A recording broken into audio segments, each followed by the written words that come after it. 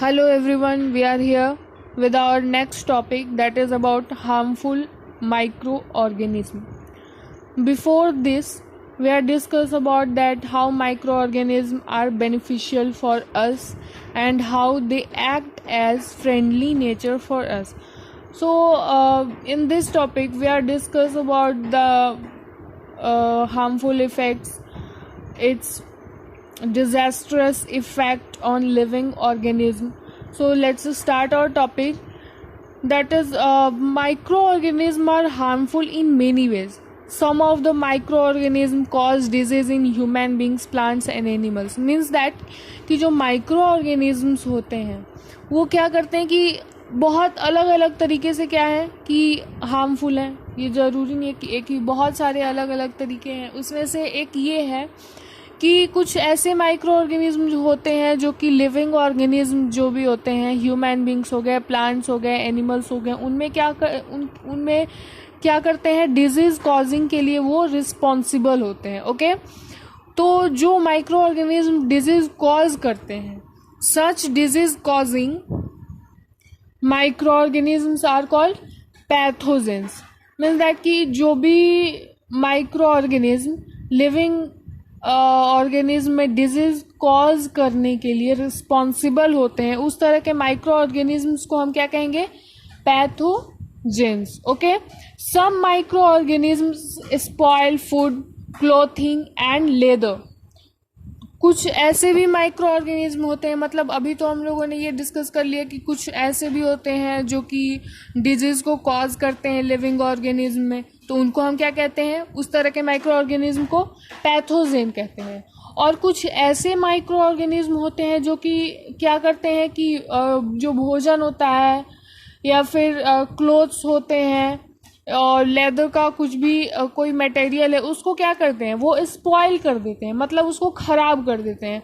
तो let's discuss about that in descriptive way through different topics. So first topic that how microorganisms act as harmful for us is that disease causing microorganisms in human. अब हम लोग मतलब सबसे पहला topic इसमें ये आता है कि जो माइक्रो ऑर्गेनिज्म ह्यूमन्स के केस में डिजीज कॉज करते हैं उनके बारे में हम लोग डिस्कस करेंगे. तो अभी हम लोगों ने क्या पढ़ा, पैथोजेंस किसको कहते हैं, जो माइक्रो ऑर्गेनिज्म डिजीज को कॉज करते हैं, मतलब उसके लिए रिस्पॉन्सिबल होते हैं डिजीज कॉज करने के लिए. ओके, तो देखो क्या दिया है, pathogens enter our body through the air we breathe, the water we drink और द फूड वी ईट. मतलब कि जो पैथोजेंस होते हैं, ठीक है, वो हमारे बॉडी में कैसे इंटर करते हैं. अब ये भी तो चाहिए कि मतलब बिना इंटर किए तो वो अपना जो काम है वो शुरू नहीं कर पाएंगे.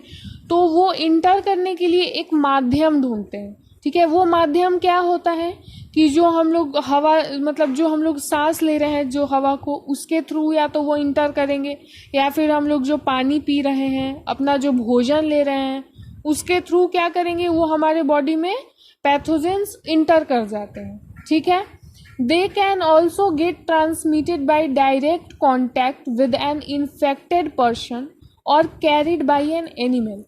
और क्या होता है कि और वो कैसे बॉडी में इंटर करते हैं कि जैसे मान लो कोई इन्फेक्टेड पर्सन है, कोई मतलब किसी पर्सन को कोई पर्सन किसी इंडिविजुअल बीमारी से सफ़र कर रहा है, तो वो उसके थ्रू मतलब कुछ माइक्रो ऑर्गेनिज्म होते हैं कि डायरेक्ट कांटेक्ट में अगर उस इन्फेक्टेड पर्सन के तुम आए तो तुम्हारे मतलब उस पर्सन को क्या हो जाएगा, हेल्दी पर्सन को वो भी इन्फेक्टेड हो जाता है. ठीक है, या फिर एनिमल्स के केस में भी यही होता है. अगर कोई एनिमल, मतलब एक ये एनिमल है, animal A and animal B, ऐसे समझते हैं कि एनिमल बी को कोई इन्फेक्शन हुआ है, वो कोई किसी डिजीज से सफ़र कर रहा है, तो अगर एनिमल ए इस एनिमल बी के कांटेक्ट में अगर आता है तो क्या होगा, उसके बॉडी में भी एनिमल बी का जो माइक्रो ऑर्गेनिज्म होता है वो क्या करेगा, इंटर कर जाएगा. ठीक है, मतलब पैथोजेंस क्या होंगे, इंटर कर जाएंगे. इस वजह से एनिमल ए में भी क्या हो जाएगा, वो इन्फेक्शन हो जाएगा, वो भी वो इस डिजीज को कैरी कर लेगा. So the disease cause is also by the direct contact with the infected person. ठीक है. अब देखो आगे क्या दिया है. इसमें है कि microbial disease that can spread from an infected person to a healthy person through air, water, food और physical contact are communicable diseases. मतलब कि अभी हम लोगों ने क्या पढ़ा कि जो पैथोजेंस हैं वो एयर के थ्रू, वाटर के थ्रू, हमारे भोजन के थ्रू या फिर किसी इन्फेक्टेड पर्सन के कांटेक्ट में आने के थ्रू फैलते हैं. तो जो भी डिजीज इस तरह से मतलब किसी के कांटेक्ट में आने से एयर के एयर जो हम लोग सांस लेते हैं उसके थ्रू हो जाए वो डिजीज, या फिर जो हम लोग भोजन लेते हैं अगर उसमें कोई माइक्रोब्स प्रेजेंट हो, या फिर जो हम लोग पानी लेते हैं वो अगर इन्फेक्टेड हो, तो उन सारी चीज़ों के वजह से अगर कोई डिजीज कॉज होता है तो उस तरह के डिजीज को हम क्या कहेंगे? Communicable disease. ठीक है. मतलब कम्युनिकेशन के थ्रू हुआ ना, मतलब हम लोगों ने एयर से मतलब हम लोगों ने कांटेक्ट किया, हम लोगों ने सांस लिया, हम लोग भोजन किए, अपना पानी पिए, किसी को कांटेक्ट में आए, तो उससे क्या हो गया? उस तरह से अगर कोई डिजीज कॉज होता है तो हम लोग उस तरह के डिजीज को क्या कहेंगे? कम्युनिकेबल डिजीज कहेंगे. कुछ एग्जाम्पल्स देख लो कम्युनिकेबल डिजीजेस के. क्या है? Cholera, common cold, chicken pox and tuberculosis. जो ये सारे डिजीज हैं और भी बहुत सारे होते हैं. देखो ये कॉलेरा जो हो गया मतलब कॉमनली जो कोल्ड वगैरह मतलब सर्दी खांसी होते रहता है वो भी क्या है? एक कम्युनिकेबल डिजीज होता है. चिकन पॉक्स हो गया, ट्यूबरक्लोसिस, ये सब किस कैटेगरी में आते हैं?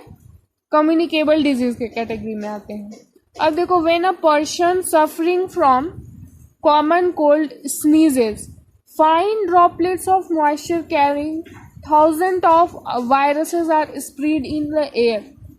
इसमें देखो यहाँ पे एक समझाया है कि कम्युनिकेबल डिजीज कैसे स्प्रेड होता है एयर के थ्रू. क्या है कि जब मान लो कोई किसी पर्सन को सर्दी खांसी हुई है, मतलब कॉमन कोल्ड से वो सफ़र कर रहा है, तो अगर वो स्नीज करता है मतलब छींकता है तो क्या होगा कि उसके छींकने के साथ बहुत छोटे छोटे ड्रॉपलेट्स मतलब पानी की कुछ बूंद अगर तुम छींकते वक्त अपना हाथ मुंह के पास रखो तो देखोगे, तुम ये समझ पाओगे कि तुम्हारा हाथ जो है थोड़ा सा गीला हो जाता है. ठीक है. क्योंकि हमारी छींक के साथ थोड़ा सा ड्रॉपलेट्स ऑफ वाटर भी बाहर आते हैं.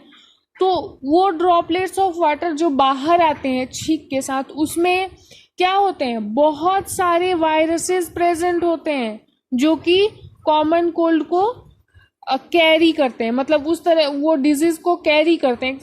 एक तरीके से वो भी डिजीज में आया, मतलब सर्दी खांसी भी हुई है तो वो भी एक तरीके से डिजीज वो किसके वजह से होता है? एक वायरस के थ्रू होता है. और वायरस क्या है? एक माइक्रो ऑर्गेनिज्म है. ठीक है.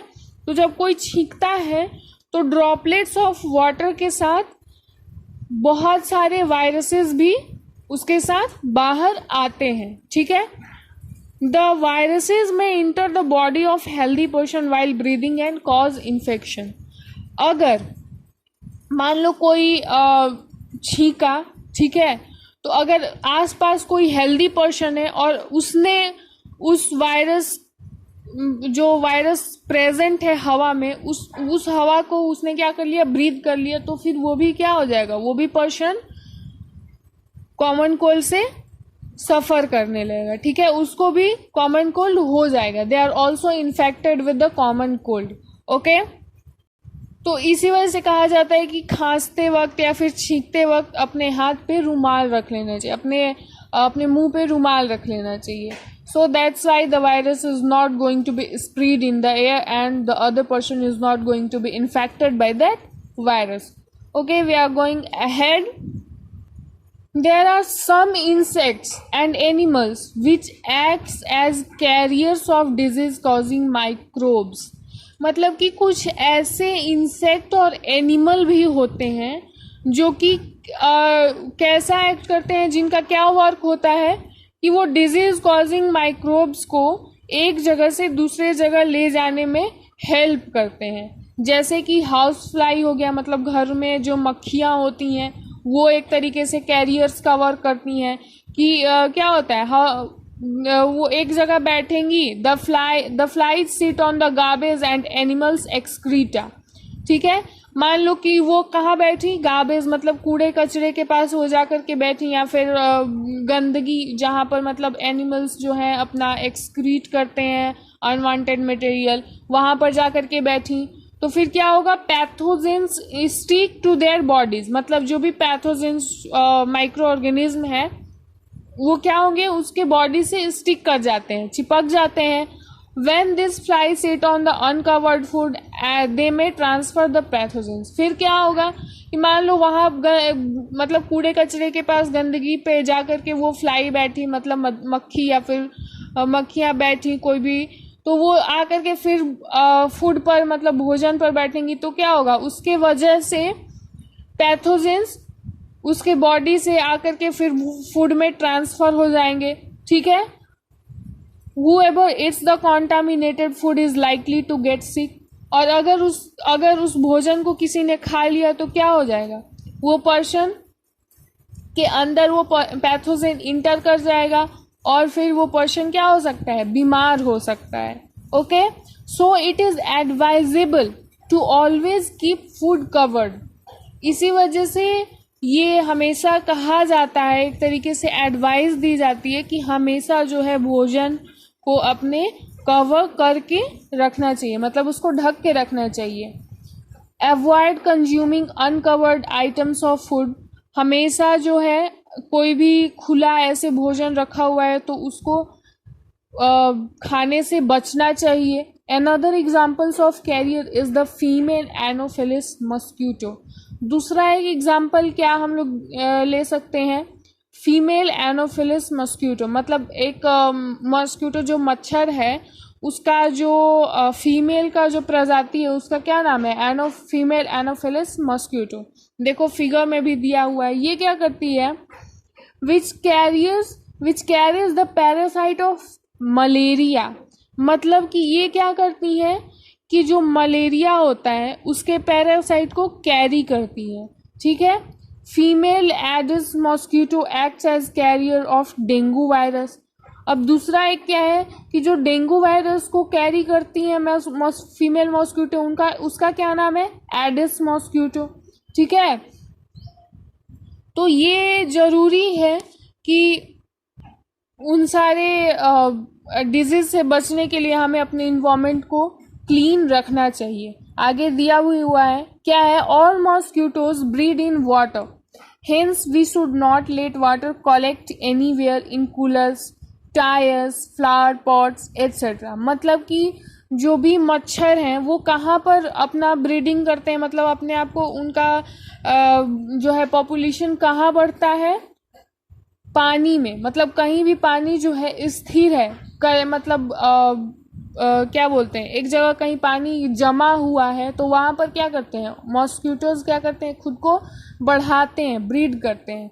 ठीक है, तो इस वजह से ये जो मतलब कहीं अगर घरों में या फिर आसपास कहीं भी पानी इकट्ठा रह रहा है तो हम लोग को उस चीज़ को अवॉइड करना चाहिए। मतलब कि हमेशा जो भी कूलर हम लोग घर में यूज़ करते हैं तो उसमें ये चीज़ हमेशा ध्यान में रखना चाहिए कि उसमें बहुत दिनों तक पानी जो है इकट्ठा ना रहे। टायर्स या फिर फ्लावर पॉट घर में रहता है तो फ्लावर पॉट में हमेशा जो है पानी को देखते रहना चाहिए कि वो बहुत दिनों का तो पानी नहीं है ना, तो इन सारी चीज़ों को हम लोग को ध्यान में रखना चाहिए। By keeping the surroundings clean and dry we can prevent mosquitoes from breeding.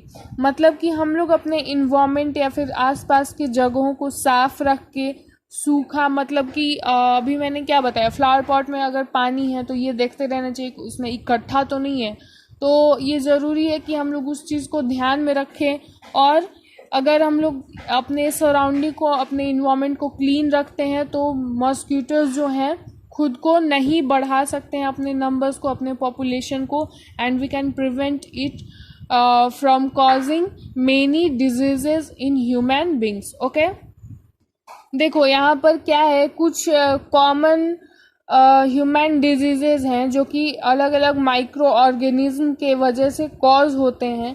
तो उनका नंबर ऑफ लिस्ट दिया हुआ है, कौन से डिजीज़ हैं जो कि बैक्टीरिया से कॉज होते हैं, कौन से डिजीज़ वायरस के थ्रू कॉज होते हैं, उनका मोड ऑफ ट्रांसमिशन क्या होता है, and what are its preventive measures. ये सारी चीज़ें इस टेबल में दी हुई हैं.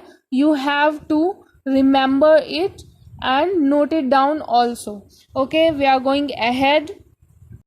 अब हम लोग देखेंगे कि और disease causing microorganisms in animals, मतलब कि जो माइक्रो ऑर्गेनिजम्स एनिमल्स में डिजीज को कॉज करते हैं उनके बारे में अब हम लोग पढ़ेंगे. देखो क्या है, several micro organisms not only cause diseases in humans and plants, मतलब कि बहुत सारे ऐसे माइक्रो ऑर्गेनिज्म हैं जिनको कि हम लोगों ने देख लिया कि ह्यूमन्स के केस में वो डिजीज को कॉज करने के लिए रिस्पॉन्सिबल होते हैं. तो इसका मतलब ये नहीं है कि वो सिर्फ ह्यूमन्स के ही केस में या फिर प्लांट्स के केस में डिजीज को कॉज करते हैं. They are also responsible for causing disease in other animals, मतलब कि माइक्रो ऑर्गेनिजम्स जो होते हैं वो एनिमल्स के केस में भी डिजीज कॉज करने के लिए रिस्पॉन्सिबल होते हैं. देखो क्या है, एग्जाम्पल के थ्रू समझाया है.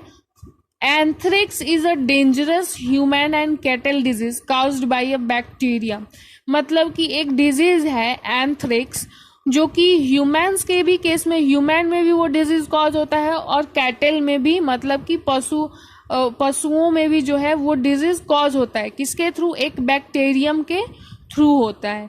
Food and mouth disease of cattle is caused by viruses, मतलब फूड मीन्स दैट कि जो भी फूड से रिलेटेड या फिर माउथ से रिलेटेड जो भी डिजीज कॉज होता है कैटल में, वो किसके थ्रू होता है? वायरस के थ्रू होता है. तो हम लोग देखेंगे डिजीज. अब हम लोग आगे अपना देखेंगे क्या है हम लोग का topic, disease causing microorganisms in plants, मतलब कि जो माइक्रो ऑर्गेनिजम्स प्लांट में डिजीज कॉज करने के लिए रिस्पॉन्सिबल होते हैं उनके बारे में हम लोग देखेंगे. क्या है, several microorganisms cause disease in plants like wheat, rice, potato, sugarcane, orange, apple and others, मतलब कुछ ऐसे बहुत सारे ऐसे माइक्रो ऑर्गेनिज्म होते हैं जो कि प्लांट में डिजीज को कॉज करने के लिए रिस्पॉन्सिबल होते हैं. जैसे कि बहुत सारे प्लांट्स के दिए हुए हैं नेम, वेट हो गया, राइस हो गया, apple, orange, sugar cane and many other also. The disease reduce the yield of crops, अगर मान लो कोई प्लांट जो है किसी तरह के डिजीज से सफ़र कर रहा है तो उसकी क्या हो जाएगी, यील्डिंग कैपेसिटी कम हो जाएगी, मतलब वो क्रॉप जो है अच्छी तरीके से उपजेगा नहीं, वो क्या होगा कि वो क्रॉप डिस्ट्रॉय हो जाएगा. ठीक है. There are also some examples given in the table 2.2. I am going to show you sometime. They can be controlled by use of certain chemicals which kill the microbes, मतलब कि वो जो भी जिस भी तरह का डिजीज कॉज होता है प्लांट में उसको किस तरीके से कंट्रोल किया जाता है, कुछ तरह के मतलब कुछ अलग तरह के केमिकल को यूज करके हम लोग माइक्रोब्स को स्प्रीड होने से बचा सकते हैं और प्लांट का यील्डिंग कैपेसिटी भी बढ़ा सकते हैं. ओके देखो यहाँ दिया हुआ है some common plant disease caused by microorganism, मतलब कि कुछ ऐसे प्लांट डिजीज के नेम दिए हुए हैं जो कि माइक्रो ऑर्गेनिजम्स के थ्रू कॉज होते हैं और उनका मोड ऑफ ट्रांसमिशन क्या होता है, कौन से माइक्रो ऑर्गेनिज्म रिस्पॉन्सिबल होते हैं और उस माइक्रो ऑर्गेनिज्म के थ्रू कौन सा डिजीज कॉज होता है, ये सारे लिस्ट इसमें दिए हुए हैं. सो that's very important for you. You have to note it down and remember it also. So we are going ahead. That is about the food poisoning. Okay. देखो यहाँ पर जो है एक एग्जाम्पल के थ्रू मतलब एक स्टोरी के थ्रू समझाया है जो कि हमारे बुक में ऑलवेज ये चीज़ें रहेंगी और हम लोग पढ़ते भी आ रहे हैं. क्या है, Bozo was invited by his friend to a party and he ate a variety of food stuff, मतलब कि जो बोझो है वो अपने एक फ्रेंड के द्वारा इनवाइट किया जाता है. हम लोग फूड पॉइजनिंग को समझने के लिए एक छोटी सी स्टोरी पढ़ के समझ रहे हैं. क्या है कि बोझो जो है अपने फ्रेंड के थ्रू वो इनवाइट होता है उसके घर पे, और वहाँ पर पार्टी में वो बहुत अलग अलग तरह के खाना को खाता है, ठीक है। On reaching home he started vomiting and had to be taken to a hospital. क्या है कि मतलब जब वो घर पहुंचता है तो मतलब उसे वॉमिटिंग आने लगती है और फिर उसे हॉस्पिटल ले जाया जाता है। फिर हॉस्पिटल जाने के बाद वहाँ डॉक्टर्स ने कहा that this condition could be due to food poisoning, मतलब इसकी जो ये कंडीशन है, इसने जो वॉमिट किया अचानक से और बीमार हो गया, तो ये इस वजह से हुआ है क्योंकि इसे फूड पॉइजनिंग हुई है। तो अब हम लोग समझेंगे कि आखिर फूड पॉइजनिंग क्या होता है, ठीक है।